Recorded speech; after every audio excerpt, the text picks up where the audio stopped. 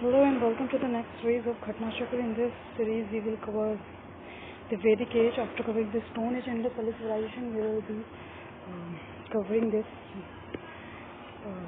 Vedic age. But before starting, I will want you to revise the chronology because that's imperative from the exam perspective. So we have read about the Stone Age and the Pali civilization. Now we will study the Vedic age. Stone Age was divided into three parts: Paleolithic, Mesolithic, Neolithic, IVC. So here Paleolithic, Mesolithic, Neolithic. So the timeline of Paleolithic was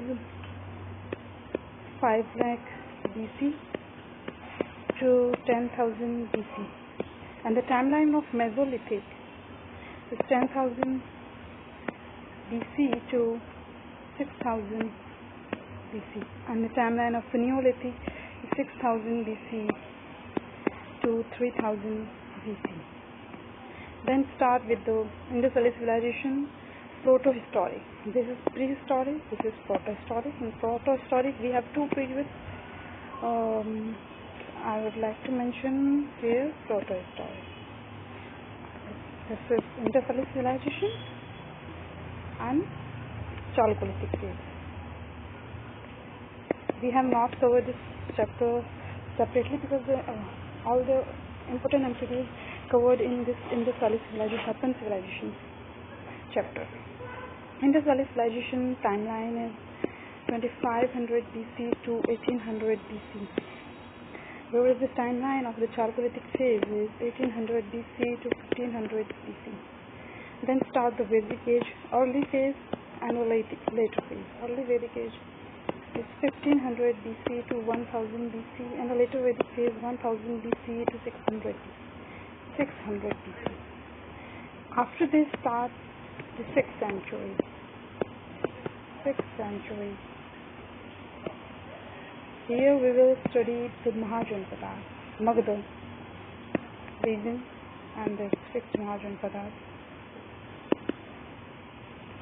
We will read about the Buddhism.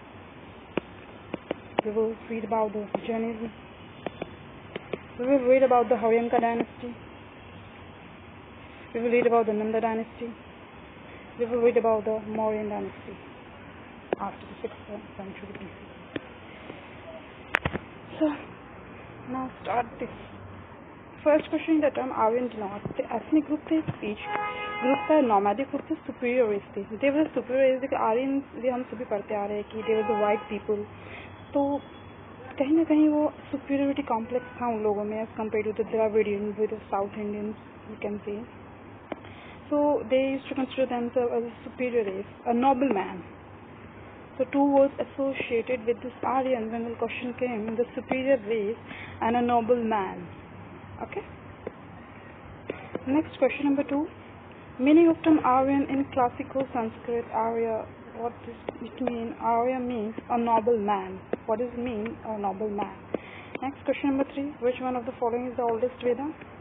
There are 4 Vedas: Rig Veda, Yajur Veda, Sam Veda, Athar Veda. So the Rig Veda is the oldest Veda. Which Veda is the oldest Veda? Rig Veda is the oldest Veda.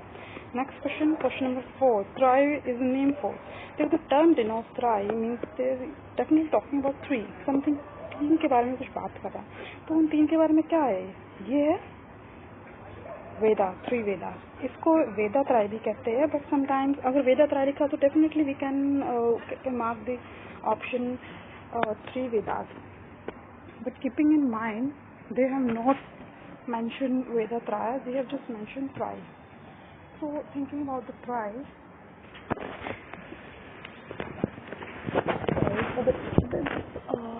I'll put my mic here.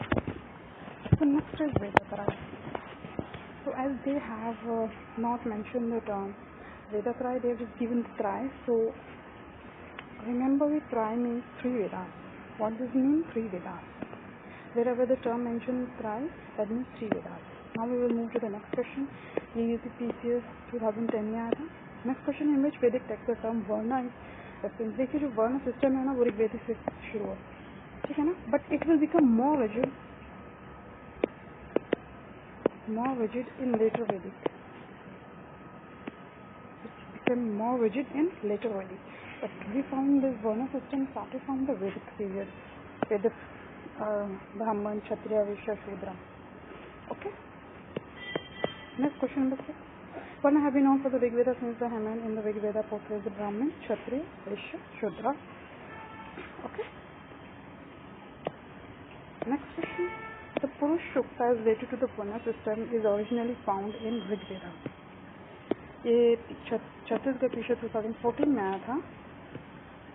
तो एक पुरुष सुक्ता एक word है और एक वर्ण system से related है. वर्ण सिस्टम वो एक्चुअली कौन से वेदा में मिलता है? अथर्ववेदा में. तो ये ऋग वेदा में मिलता है. थोड़ा आप शॉर्ट नोटिस बना सकते हैं लिखते लिखते. तो Purusha Sukta is found in Rig Veda. Purusha Sukta is found in Rig Veda. Next question, question number 7. Atharvaveda, Rigveda, Yajurveda इसमें मैच ऑफ द फॉलोइंग पूछा है. तो which Veda is associated, speciality क्या है हर वेदा की? देखिए जो ऋग्वेदा है अथर्ववेदा है वो मेडिसिन से रिलेटेड है. ठीक है. जो ऋग्वेदा है वो गोड ट्रेस से रिलेटेड है. जो यजुर्वेदा है वो सैक्रिफाइस से रिलेटेड है. वो सामवेदा है वो म्यूजिक से रिलेटेड है. आप उनका क्रोनोलॉजी में याद कीजिए. Rigveda,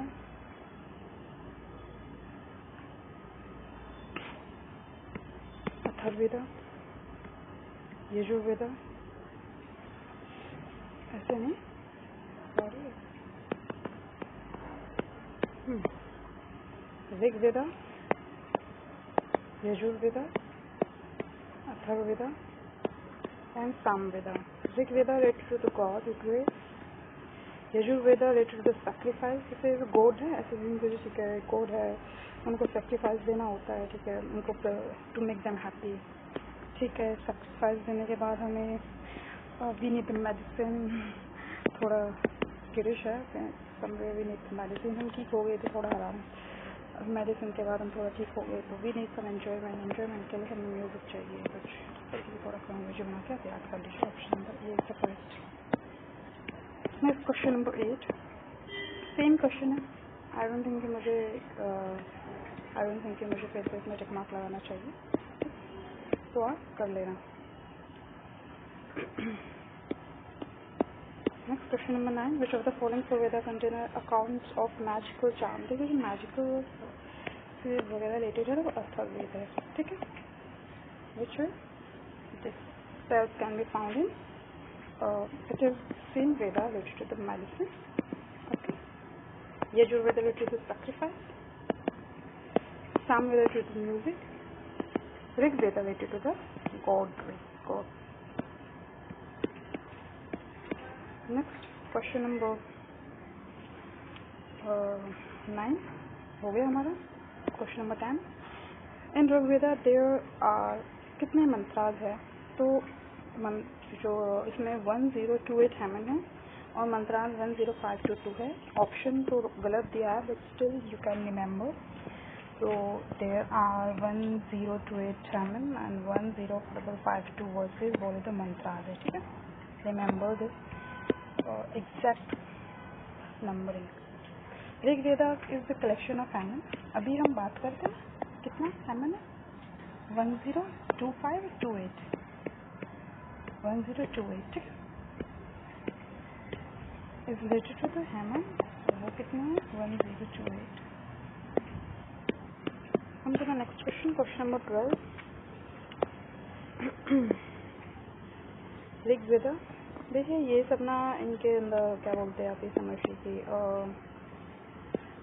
we have read about these things in Veda. So Rigveda में हम ऐतरेय के बारे में पढ़ते हैं. सामवेदा में हम पंचविषा के बारे में पढ़ते हैं. अथर्ववेदा में हम गोपनाथ के बारे में पढ़ते हैं. यजुर्वेदा में हम शाक्त कथा के बारे में पढ़ते हैं. ठीक है. तो याद कर लीजिए. RASP AGYS तरीके से थोड़ा क्रोनोलॉजी अपने अकॉर्डिंग बना लीजिए. कर लीजिए. Which one of the following Brahmana text belong to the Rigveda.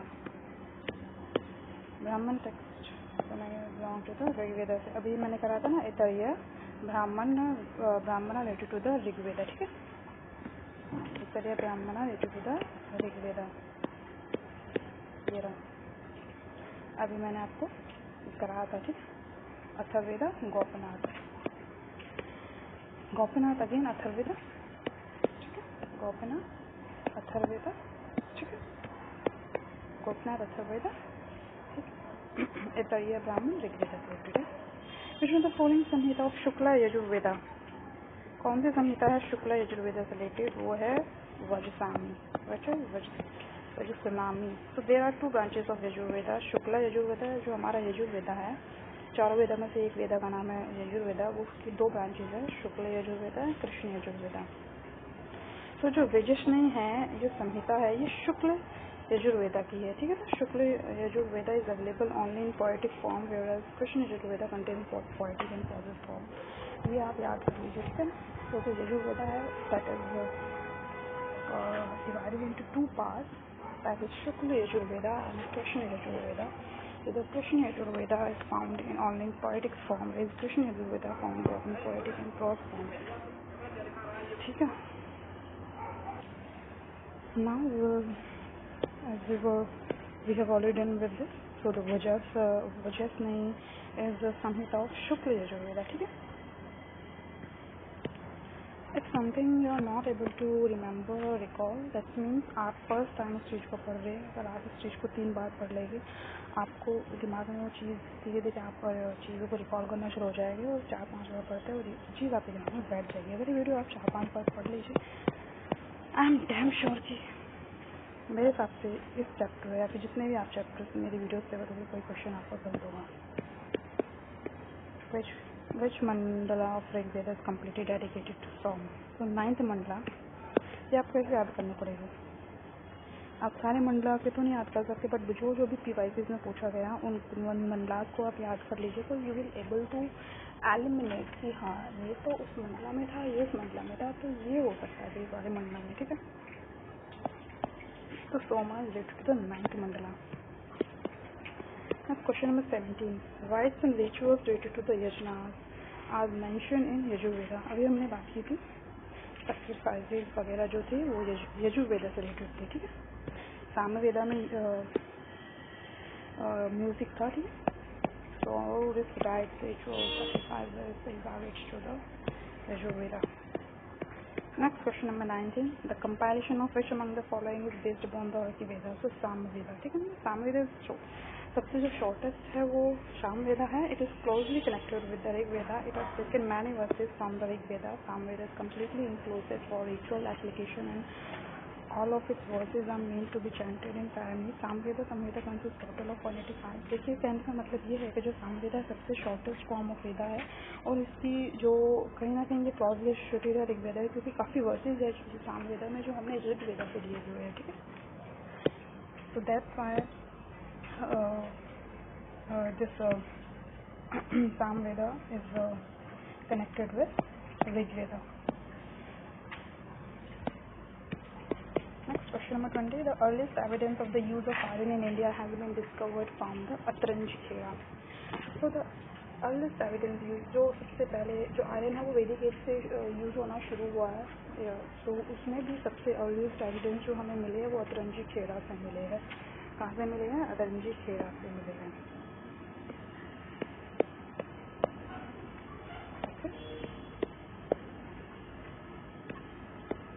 Earliest evidence use of iron in India, Atanji Khera. Next, question number 21.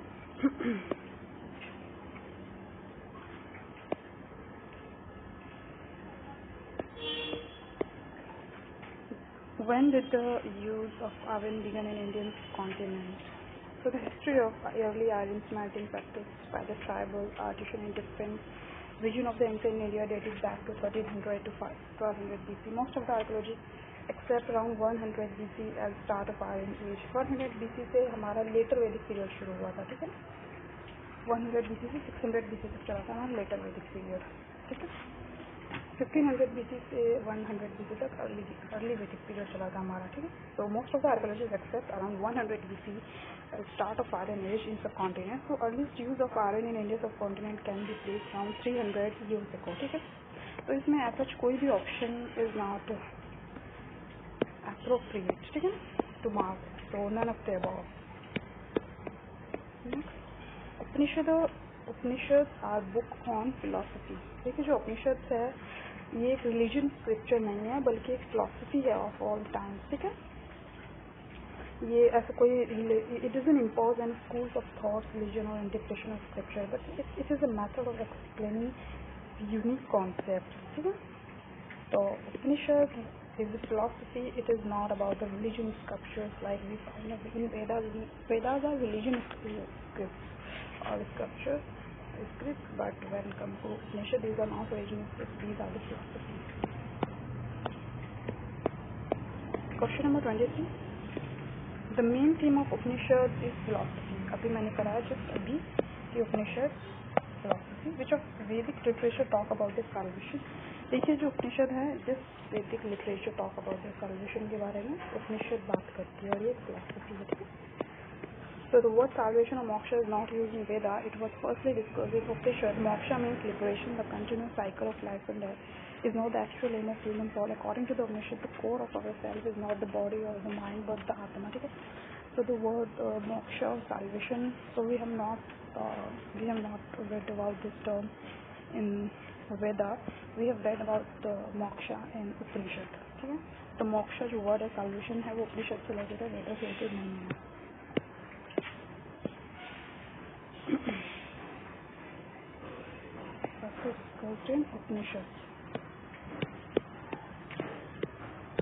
Kathopanishad एक और आप चीज बता लीजिए.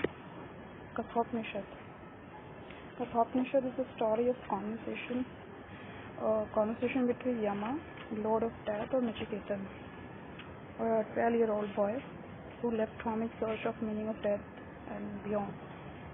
This forms the subject matter one of the Upanishad called Kathopanishad, ठीक है ना. तो ये जो कथोपनिषद है which is a part of Upanishad, it is a conversation between निचिकेतन. अगर कहीं भी उपनिषद में लिखा होगा तो आप उसको मार्क करके आए, उस पर आप मार्क कर दीजिएगा. जैसे अभी लिखा है तो Nachiketan legend find mention in where. Kathopanishad में हम नचिकेतन के बारे में बात करें क्योंकि कथोपनिषद इज ए स्टोरी की स्टोरी है, इसी से रिलेटेड नचिकेतन और यमा के बीच में जो कॉन्वर्सेशन हो रही थी ना, इसी से रिलेटेड है नचिकेतन और कथोपनिषद. Next question 27.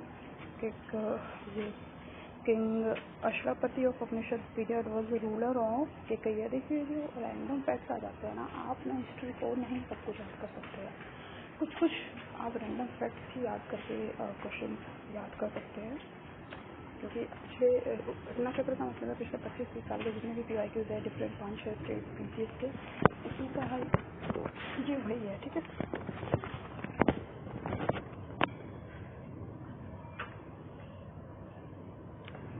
तो उपनिषद आप ये हमें इसको थोड़ा याद कर लीजिए. तो the Upanishad state that some Kshatriya kings who were great scholar and philosopher also imparted knowledge to Brahmins. Some of them were King Janak of Veda, King Ravarjavali of Panchal, King Ashwapati of Kekeya, King Ajantasatru of Kashi. In king से याद कर लीजिए कि अजंता शत्रु कौन से reason से related है, काशी से रिलेटेड है. किंग प्रवाजबली कौन से रीजन से रिलेटेड है, पंचाल से रिलेटेड है. या फिर किंग अश्वपति कौन से कहाँ से रिलेटेड है, ये केकैया से रिलेटेड है, ठीक है. या फिर किंग जनक कहाँ से रिलेटेड है, विदेहा से रिलेटेड है. इन 4 किंग्स के आप नाम याद कर लीजिए कौन से रीजन से रिलेटेड है, ठीक है ना. क्योंकि उपनिषद में इन 4 किंग्स के बारे में मेंशन है और बात की गई है. तो इस बार किंग अश्वपति ऑफ रूल केकैया का पूछा है. नेक्स्ट टाइम पे किसी और रीजन का विदेहा का पूछ लेंगे, ठीक. पंचाल का पूछ लेंगे, काशी का पूछ लेंगे. तो नेक्स्ट है विच one of the following is correct order of वैदिक literature.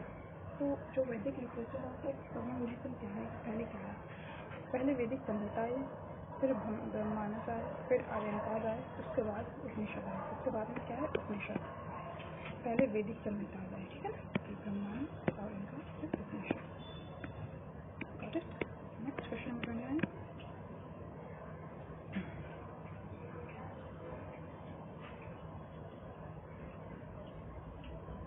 Next river mention most in early Vedic literature, सबसे ज़्यादा जो मेंशन है रिवर को सिंधु रिवर है। सिंधु को एक तरीके से आज के टाइम में हम इंडस रिवर भी बोल सकते हैं, ठीक है, क्या बोल सकते हैं, इंडस रिवर, ठीक है ना। This is the most mention river during the वैदिक लिटरेचर।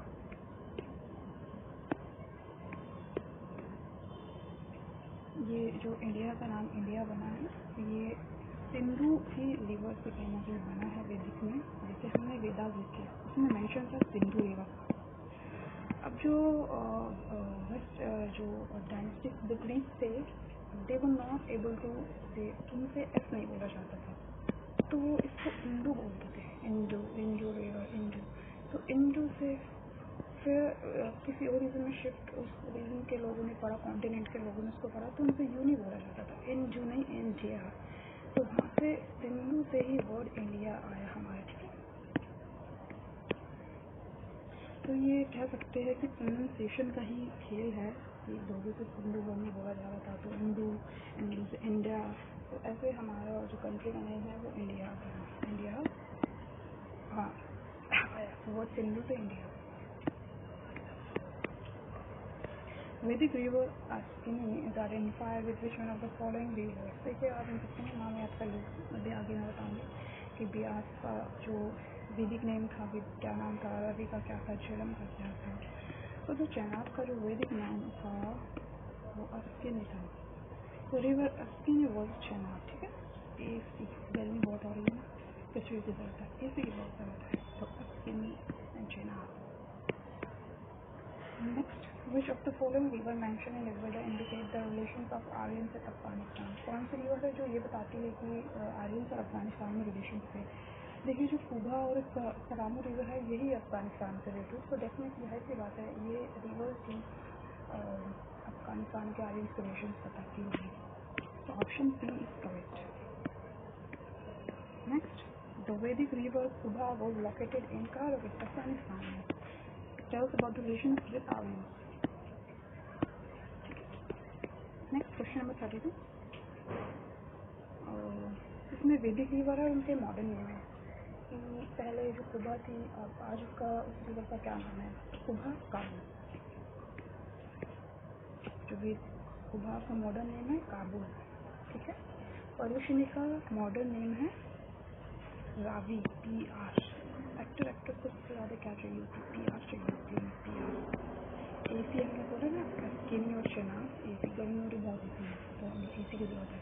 PR एक्टर एक्ट्रेस को PR चाहिए होती है, ठीक है ना। तो पर्वशिनी रावी, कुबा से काबुल को आप याद कर ही लोगे। नेक्स्ट है सदानेरा गंडक, ये थोड़ा याद कर सकते हैं। ये जो गंडक का पुराना नाम था वो सदानेरा था, ठीक है। और नेक्स्ट शतरुज का पुराना नाम एस्सी था, तो ऐसे वर्ड लगाने की जरूरत नहीं याद करने के लिए, तो Shutudri Sutlej. Next, in the period of Mahabharata the name of Mahanadi was, तो जो महानदी का नाम था महाभारत के टाइम में वो क्या था? वो था चित्रोत्पला, और इसमें मेंशन नहीं है। महानदी का नाम था चित्रोत्पला, बट आप याद कर लीजिए महानदी का नाम क्या था। इनके इस पे क्वेश्चन आने की ज़्यादा संभावना रहती है किसी भी कॉम्पिटिटिव एग्जाम्स, चाहे वो UPSC हो PCS हो।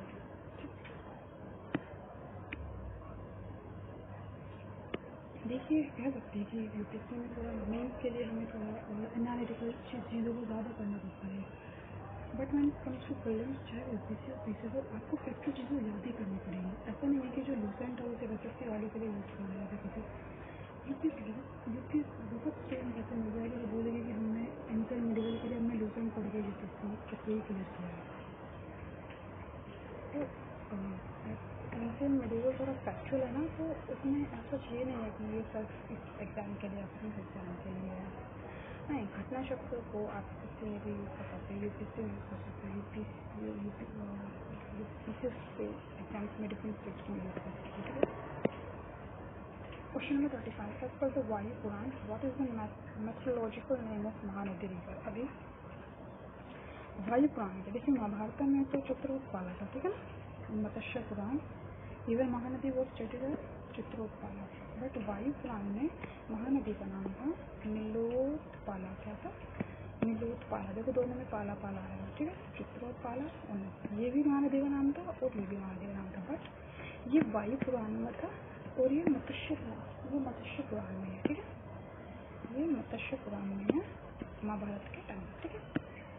कैसे देख सकता है कि मत्स्य पुराण में क्या नाम है, फिर महाभारत के टाइम पे क्या नाम है, या फिर वायु पुराण में क्या नाम है, थोड़ा सा याद कर लीजिए।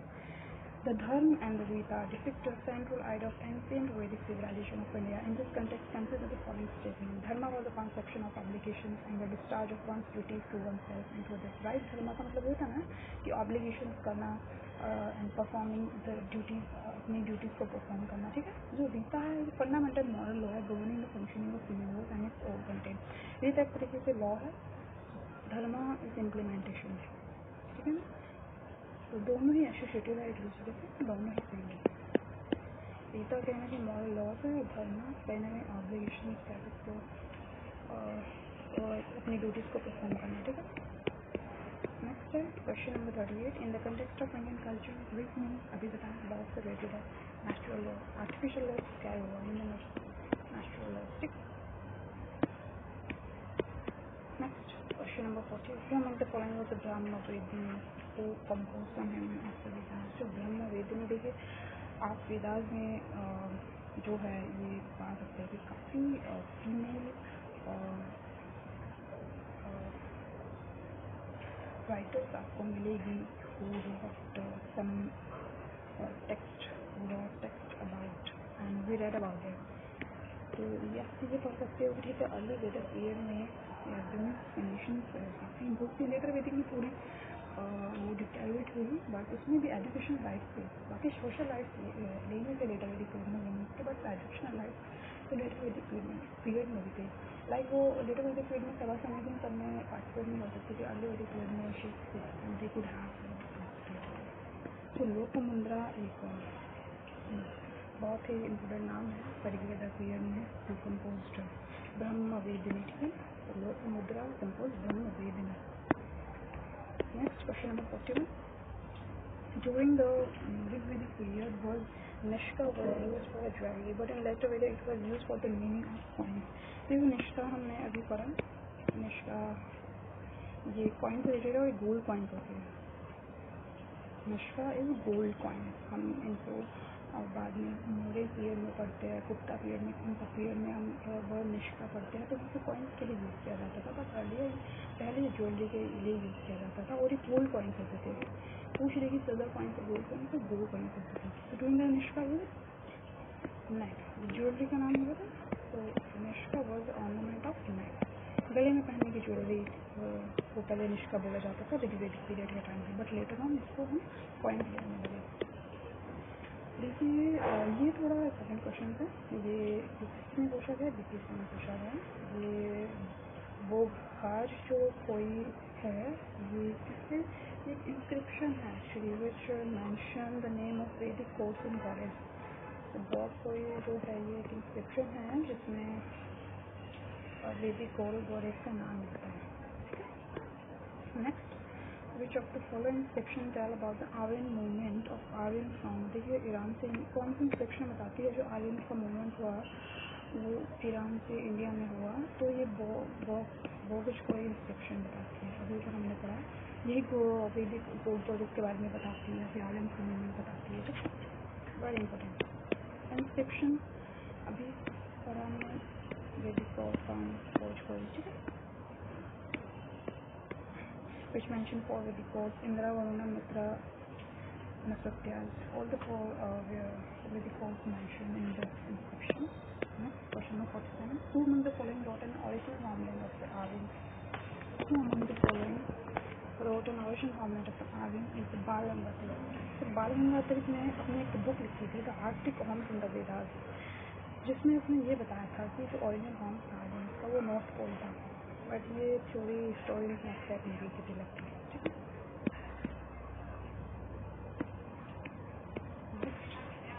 Question number 40 is the name of scripture in which Purusha Medha was mentioned. So the name of script in which देखिए जो पुरुष मेला वो इसका मेंशन कहाँ पे मिलेगा, तो ये शब्द ब्रह्मांड में मिलेगा। कहाँ पे मिलेगा? found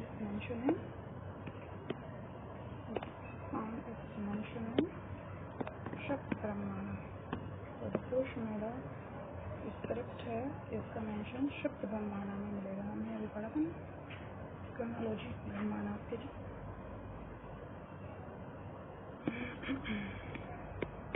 क्वेश्चन नंबर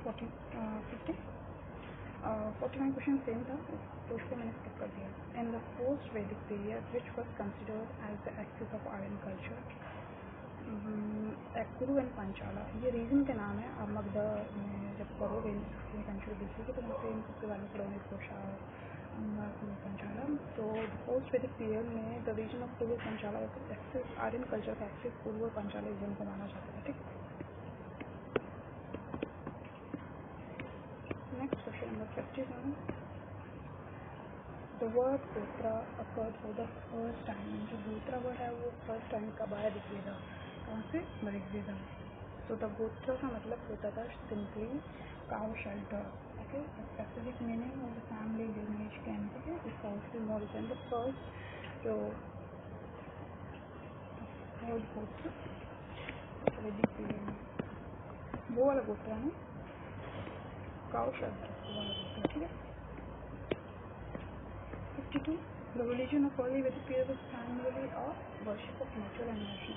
देखिए यहाँ पे वैदिक पीरियड में ना आइडल वर्शिप वगैरह नहीं होती थी, मूर्ति पूजा नहीं होती थी, तो यज्ञ करते थे। क्या करते थे? यज्ञ किए जाते थे। And the river the period people believe mainly in sacrifice rituals होता है, यजुर्वेद में हम पढ़ते हैं। Next question number 54। Famous battle of 10 Kings was fought on the bank of river Parushini, कि बोले तो Ravi Parushini was the earlier name of river Ravi.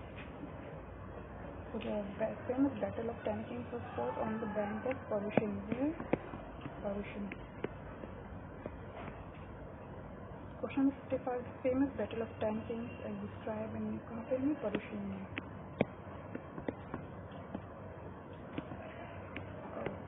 Question number 56. Which of the following we will end the session here. Next we will continue in the next video.